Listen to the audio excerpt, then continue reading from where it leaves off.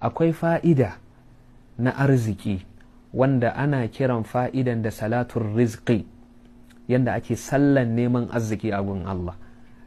Wanda yake cikin wahalar rayuwa akwai wani sallah da ake yi, wannan sallan suna kiransa salatun rizqi. Jibrilu ya zo gurin manzon Allah ya ce, ya Rasulallah, wanda ya koka maka talauci daga cikin al'ummanka, ya koka maka wahalar rayuwa daga cikin al'ummanka, to Allah ya ce ka faɗa masa ya yi sallah nafila raka'a 2.